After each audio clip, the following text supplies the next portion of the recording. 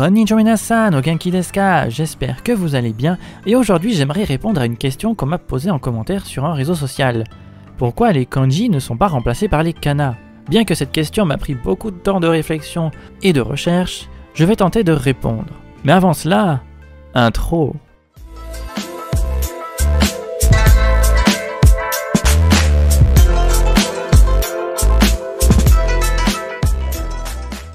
Rappelons que les kanji sont un emprunt au chinois, pour calquer le japonais oral à l'écrit. En suivant, on aura hyper simplifié quelques kanji pour en faire les kana et pouvoir agrémenter les kanji d'une grammaire japonaise orale totalement différente du chinois. Et si vous voulez comprendre ce qui va suivre, je vous conseille de regarder ma vidéo sur l'histoire, la structuration et l'utilisation des kanji que j'ai déjà faite, bien que je résumerai brièvement encore ces concepts durant la vidéo. Du plus complexe au plus simple, nous avons évidemment les kanji en premier en passant par les katakana et les hiragana en suivant. D'autres systèmes optionnels pourront alors venir s'appliquer à ceux-ci, mais les trois grandes écritures utilisées restent celles susnommées. En suivant, nous aurons donc les systèmes de lecture et d'écriture suivants. Les furigana, qui sont une apposition de kana sur un côté des kanji ou au-dessus pour informer leur prononciation, surtout quand la prononciation d'un nom ou d'un mot n'est pas claire ou alors n'est pas intuitif. Les okurigana, qui sont une suite de syllabes qu'on accole au kanji pour créer un mot verbal, un mot adjectival ou etc. Par exemple, pour le mot verbal manger, on utilisera le kanji qui en a la signification, derrière lequel on mettra les kana beru pour écrire le mot oral japonais manger, ta beru. Évidemment, ici on prendra donc la lecture kun du kanji pour retranscrire le mot oral japonais à l'écrit. Ce sont les kana qui suivent donc le kanji, qui sont ainsi nommés okurigana. En ce qui concerne la prononciation, rappelons rapidement que la onyomi est la lecture sonore chinoise et que la kunyomi est la lecture enseignée japonaise.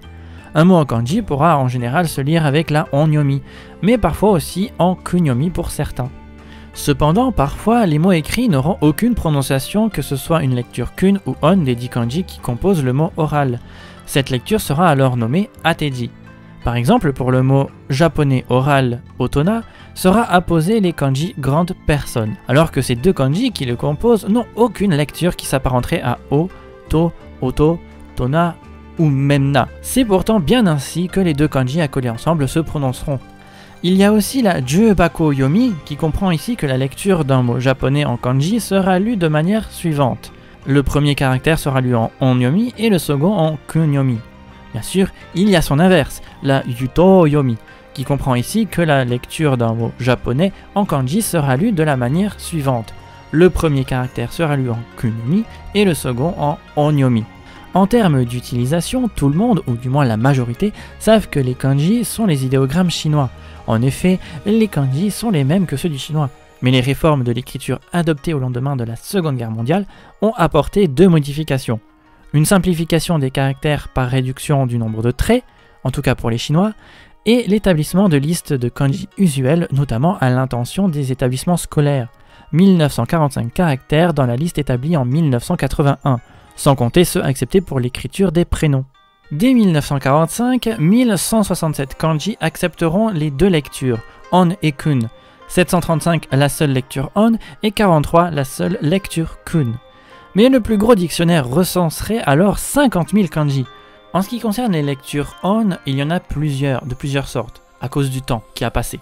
Il y a la Go-on, qui est la première onyomi créée et importée par les japonais pour les kanji au IVe siècle, Go désignant tout simplement le royaume Wu durant la période des 3 royaumes en Chine. Les textes bouddhiques seront d'ailleurs beaucoup lus avec celle-ci. Il y a la Kan-on, qui est la onyomi importée durant la période des Dong, période d'unification entre le 7 et 8e siècle, et les textes de confucianisme seront eux souvent lus avec celle-ci. Il y a la So-on, qui est la onyomi importée durant la période Song, du 10e au 14e siècle, d'ailleurs les textes zen sont souvent lus avec celle-ci. Et il y a la To-on, qui est la onyomi importée durant la période Ming, du 14e au 17e siècle en Chine et durant la période Edo au Japon. Cette importation fut alors possible grâce à un comptoir chinois autorisé au port de Nagasaki à cette période. Depuis, parfois, les So-on sont incorporés au To-on. Bref, aujourd'hui les dictionnaires japonais les plus complets comptent environ 10 000 kanji, mais ils ne sont pas tous utilisés quotidiennement et heureusement. Au XXe siècle, le gouvernement japonais aurait tenté de limiter le nombre de kanji utilisés en éditant des listes de kanji dont l'utilisation était recommandée dans les textes officiels, dans la presse, dans les manuels, etc. Même si cela ne signifiait pas qu'il était interdit d'utiliser d'autres kanji, il était ceci dit souhaitable d'annoter les kanji rares utilisés hors liste à l'aide de furigana, afin d'aider à la lecture. Néanmoins, depuis 1981, la liste des kanji usuels était de 1945 kanji, mais elle est passée à 2143 kanji en 2010. Mais d'abord, pourquoi apprendre les kanji? Une question qu'on pourrait bien se poser aujourd'hui, puisqu'au Japon existent les kanas, pouvant alors, grâce au contexte, se substituer aux kanji. Pourtant, ces caractères peuvent aider à comprendre ce que le mot veut signifier et comment il se prononce. En effet, plus on utilise des mots composés de plus ou moins de kanji, et plus la prononciation de chacun pourra se faire plus facilement ensuite quand on les retrouvera dans d'autres mots.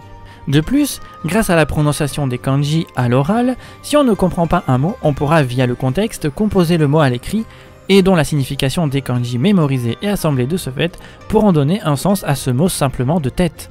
Par exemple, lorsqu'on parlera d'un bâtiment, on pourrait entendre le mot sekizai, qui n'est pas vraiment commun. Ainsi, de tête, on pourra se souvenir que seki est la onyomi du kanji qui désigne la pierre et que zai est la onyomi du kanji qui désigne le matériau. Donc le bâtiment pourrait être fait en pierre. Connaître alors les kanji peut permettre de comprendre le contexte et les mots, mais aussi de ne pas se tromper sur la prononciation de ces derniers. Ce qui est déjà beaucoup. Il semblerait aussi que la composition d'un kanji précise sa catégorie et aussi sa prononciation. Ainsi, par exemple, la fleur hana, dont la onyomi est ka, est composée de la végétation, kusa, et de la science, ka, et ce serait ce dernier composant qui aurait donné sa onyomi au kanji.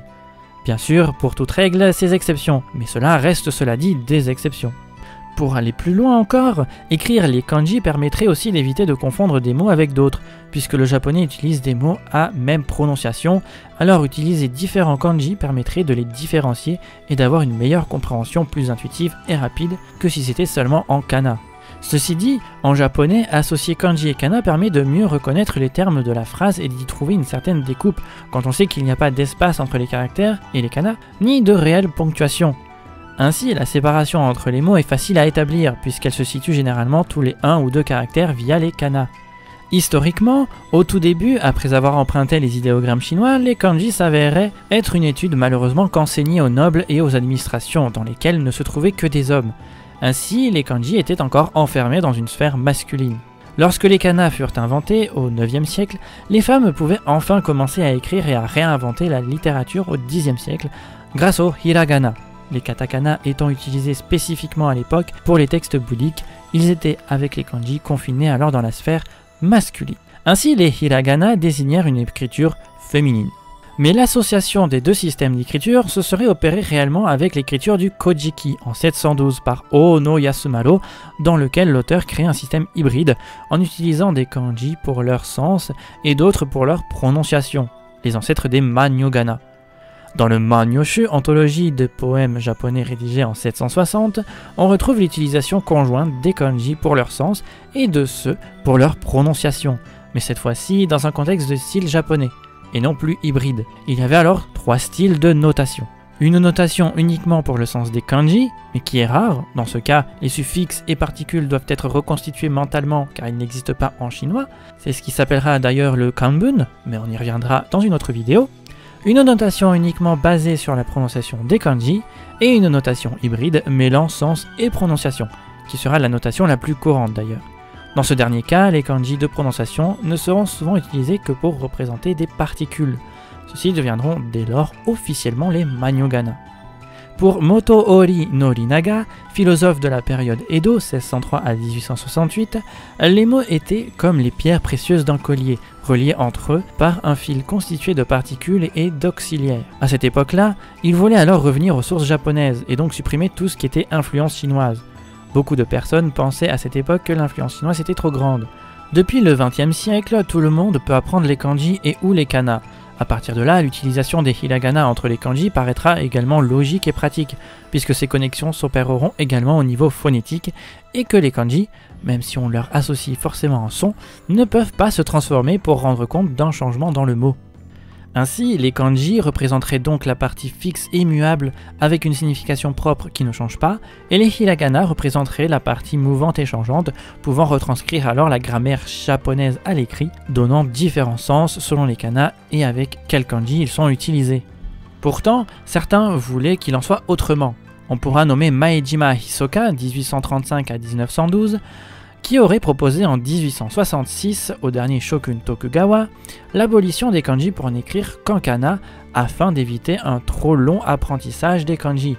Ou même Nishi Amane 1829-1897, quant à lui qui prônait l'abandon total de l'écriture japonaise pour écrire en lettres romaines, les romaji. Ainsi, les mots étrangers auraient pu, selon lui, être apportés tels quels. Ou encore Yano Fumio 1850-1931 qui penchait plutôt pour la limitation des kanji, qui a finalement été réalisée pour cette dernière bien qu'après sa mort. Cependant, il faut le rappeler, ce système n'est pas fixe. Comme on l'a vu, sa version actuelle est née d'évolutions parallèles de différents systèmes d'écriture et est toujours en évolution. Ce n'est pas pour rien qu'on parle de langue vivante. De même, tout mot écrit en kanji pourrait tout aussi être écrit totalement en kana. Et il arrive souvent que, sans raison apparente, on écrive un nom ou un verbe possédant des kanji uniquement en hiragana. Surtout que de plus en plus, les jeunes semblent de moins en moins se retenir leurs kanji. Alors on pourrait en effet se poser la question de si les kanji ne pourraient pas finalement être remplacés par les kana. Mais avant de répondre à la question, nous avons encore un point à éclaircir.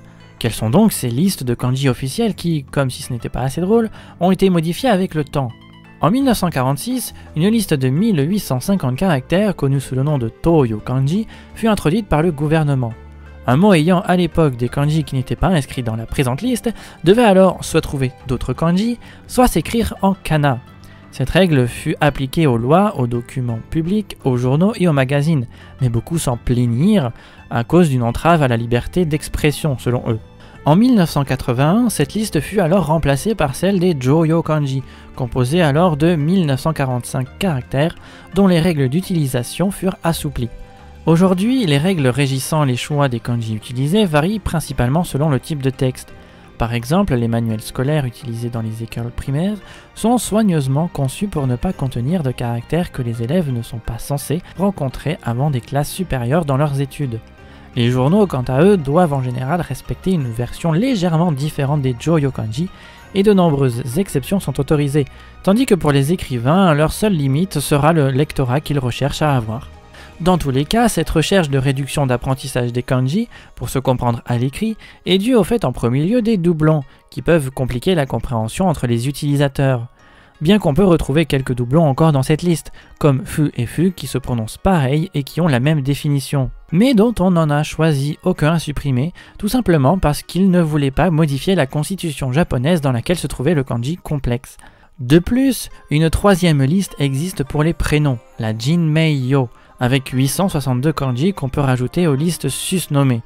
Ceci dit, grâce aux kanji plus anciens et encore utilisés à cause des textes eux-mêmes anciens, ces listes ne sont en réalité pas si restrictives que cela, quand bien même les tentatives pour limiter le nombre de kanji. Vous l'aurez bien compris. La Madegaki est-elle un compromis? Littéralement l'écriture qui mélange, elle porte bien son nom, puisqu'il s'agit ici d'une méthode permettant d'écrire un bout du mot en kanji et l'autre bout en hiragana. Elle est surtout utilisée lorsqu'on ne se souvient pas du kanji qui devrait être écrit à la place des kana. Ce système serait cependant très pratique lorsqu'on ne se souvient pas d'un kanji qui compose un mot. C'est en même temps de la mise en place des Toyo Kanji en 1946, donc après la Seconde Guerre mondiale, que cette pratique pourra être utilisée, soit parce que certains niveaux scolaires n'utilisent pas certains kanji et donc obligent à mettre des parties de mots en kana, soit parce que le kanji n'est pas présent dans la liste officielle de 1946. Ainsi, on pourrait voir un bon compromis vis-à-vis de toutes les réformes proposées, entre la suppression des kanji ou l'atténuation comme ce système le propose. Mais, et oui, il y a un mais, ce n'est pas suffisant. Comme on l'a dit plus haut, l'association des kanji et des kana a beaucoup d'importance, quant aux prononciations, à la structuration de la phrase par rapport à la grammaire japonaise, mais aussi par souci d'homophonie, des significations et par manque de ponctuation.